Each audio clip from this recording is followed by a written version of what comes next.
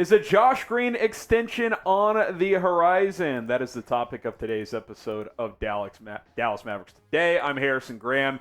He is Jeffrey Cooperstein. Coop, there is a report from Marc Stein and from Josh Green himself that an extension could be in the works with the Dallas Mavericks. Yeah, I think the Mavs would like to get a Josh Green extension done here before the beginning of the season, and it sounds like Green himself would like the extension, as he told ESPN Australia.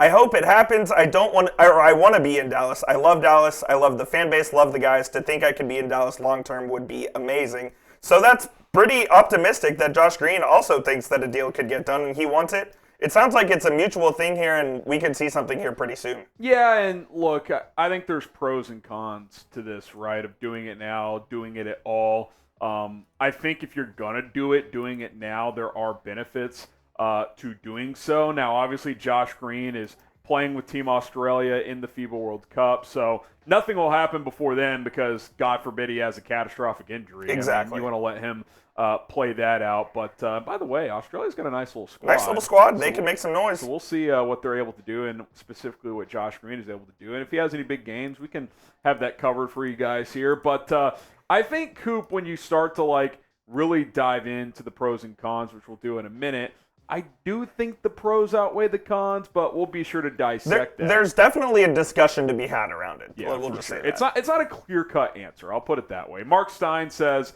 that the Mavs have opened initial talks on an extension for Green with an October 23. The night before the season starts. Yeah. To seal a deal. Josh Green told Ogun Olik, who is ESPN Australia a basketball insider, earlier this week that he hopes to re-sign, a.k.a. extend with Dallas. So let's start hopping into the pros and cons here, Coop. I think the pros, as you look at kind of his improvement throughout his career, is, okay, if you do it now, you're probably going to get him cheaper than what it would be if he, says has a huge year this year, averages 12, 13, 14 a game, and still has those same splits.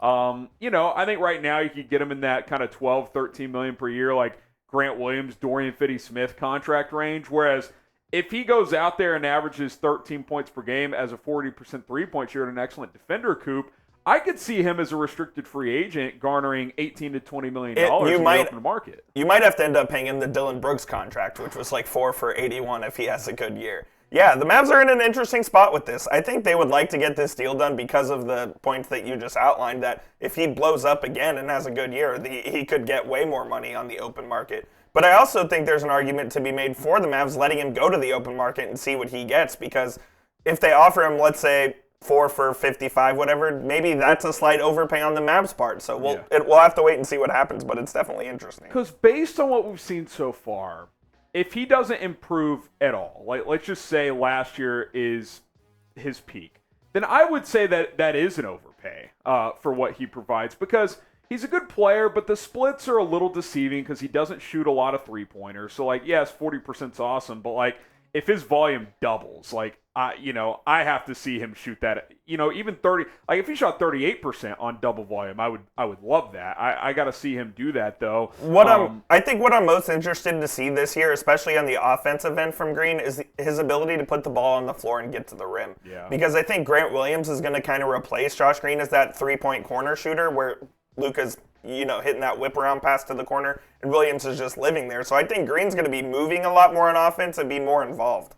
And I think we saw last year him, at least, it was a big emphasis with Jared Dudley, improve as a ball handler and a creator a little bit. So that did improve. But can you, like you say, can he catch the ball off a pass, put his head down and get to the basket? Can he be that slasher type of scorer with the ball in his hands? If he could be what he was last year and add 3 to 4 more points per game and aggressiveness, then, 12, 13 million per year, I think that's a pretty good number for him. But if he's an 8-9 point scorer and the efficiency dips a bit and the defense is kind of the same, it's okay, do you want to give that guy $55 million? It's a tough call to make. What you don't want is to sit here, do nothing. He has this big year, gets overpaid, and then you have to make some tough decisions. So there's definitely a risk involved. I do get the appeal of wanting to at least explore an extension right now. Would you extend Josh Green right now? Type E for extend or W for wait. Coop, if you had to make a decision at this exact moment, what would you do when it comes to Josh Green? Call me crazy. I think I'd let him wait. I think I let him hit restricted free agency in the open market and see what he gets. I'm not ready to commit the long-term money to him, especially if it's something like I project, which is my projection is 4 years, $58 million. 14 plus a year. That's steep for me. So if that's the range that the Mavs and Josh Green are talking, I think I'm letting him wait. And the reason waiting's also an appeal is he's easier to trade at the deadline if you want to trade him for a different piece. Like Josh Green on a deal where he's on a rookie contract and the team taking him on would still have restricted free agency protection is a lot more enticing than already giving him $50 million. Now, like, the Mavs have got try to trade him. It's hard. The Mavs have gotten in trouble with that before, though. Obviously, it's different, but Brunson was an unrestricted free agent. They wanted to wait to extend him until after the deadline to see if any trade materialized. It didn't, and then Brunson didn't sign an extension, and we all know the rest. Two reasons why it's different. One, Green's restricted. Two, even though we didn't think, or at least I didn't think Brunson would be as good as he was with the Knicks. Like, I thought he'd be better than he was with the Mavs with a bigger role, but I didn't think he'd be an all-star caliber player right away, which, hey, great for him. That's awesome. Kudos. For JB. I love JB. I wish he was still here.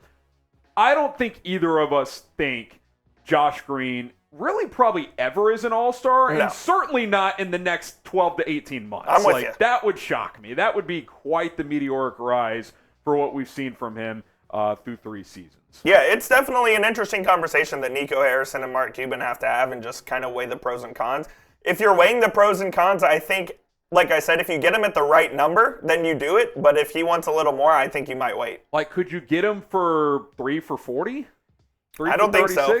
I think he wants a 4-year deal that takes him right up to his unrestricted free agency. So I don't know.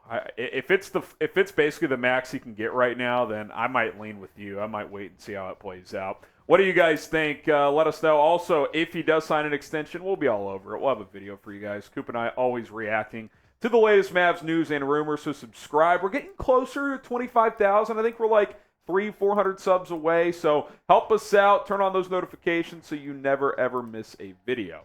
All right. I wanted to just hit this here a little bit, Harry, because the tournament schedule came out the other day. The full NBA schedule will come out tomorrow. Tournament. Yes, the in-season tournament, the NBA Cup, as they call it. Ah, yes. We were just talking in the office about it earlier, and I think there's some mixed feelings on what this tournament really is and how it's going to play out. So first, I'll get your thoughts, and then I'll give you mine.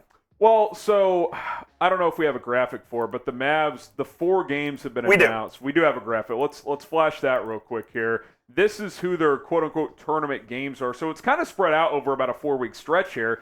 At Denver on November 3rd, the Clippers at home a week later, a few days later at New Orleans, and then 2 weeks later against the Rockets. So they're spacing it out a bit. And then aren't the teams that make the Cup semis or whatever, it's like early December? Yeah, it's early December, first week in December, and the final is in Vegas. Okay, so that's cool. I don't know how I feel about it. I don't like I know in the office, like Chase Sr., for example, he thinks it's the dumbest thing of all time. I don't think it's the dumbest thing of all time, but I feel like this is one of those things, Coop, where it's kind of hard to project what it actually is. You don't know what it's going to look like until those games get here. Are the Mavs going to be extra juiced up? I will say this.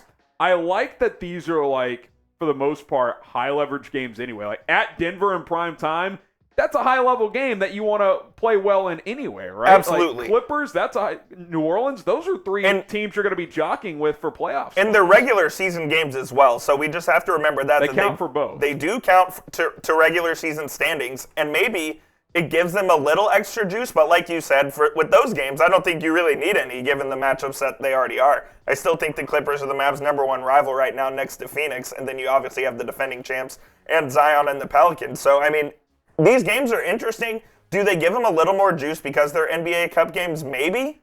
I'm not sure, though. I will say this, Coop. What I do like about it is that these are games that are going to factor for the playoff standings anyway. So, you're not adding on top of it unless you make the Cup final, basically. For sure. So it's okay, you play an extra game here. We'll see how teams approach that game itself when they get there.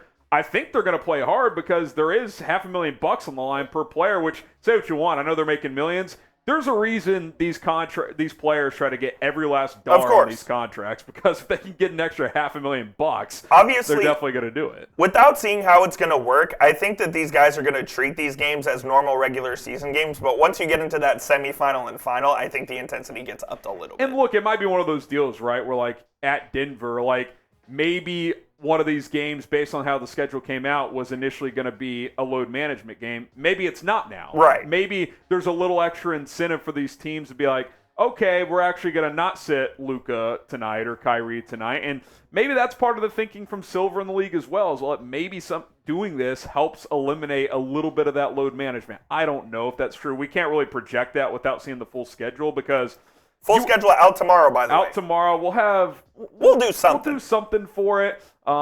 Maybe take a look at some of the big matchups, but I think it's one of those things too, Coop, where I'll be real interested to see if any of these cup games happen on back-to-backs, because you would think you would want to try to avoid that. I would imagine they're not, and we'll obviously get full confirmation of that tomorrow, but I would think that because the NBA wants to really promote this thing and make it a big deal, that they wouldn't put it on a back-to-back. Yeah, maybe on the front end of a back-to-back, but I doubt they would want to do it on the back end. We do know a couple of games, Coop. Christmas Day in Phoenix, and then opening night, at least for the Mavs. I don't think it's in the opening night's the 24th, but 24th. Yes, this is for the Mavs opening night. Victor Wembanyama, the Spurs. You know that's going to be either Let's go. Be an ESPN game or TNT. If it's a Wednesday, it'll be ESPN. It'll be ESPN, yeah. Christmas Day in Phoenix, so we know about those. And we were joking earlier. I think the Spurs are going to have more primetime TV games this year than they've had the last 3 years combined. Oh, yeah, easily. I mean, I think you got to get Victor on TV. Wemby's going to be on TV, so Luka versus Wemby opening night. That's going to be a lot of fun. You know that arena is going to be jacked up too.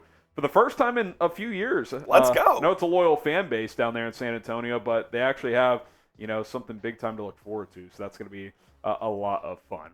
All right, Coop, any final thoughts before the schedule drops tomorrow? Yeah, I'm interested to see what happens with this Josh Green thing. I don't think anything happens like in the next 2-3 weeks or so, because like we said, he's playing in the World Cup. But I'll be interested to see what the Mavs decide to do and if they get a deal done before opening night. Official prediction. Does a contract get done before opening night? Yes, I think so. You think it will? Okay. All right. We'll see what happens. He's Jeffrey Cooperstein. I'm Harrison Graham. Schedule out tomorrow. We'll see you guys soon.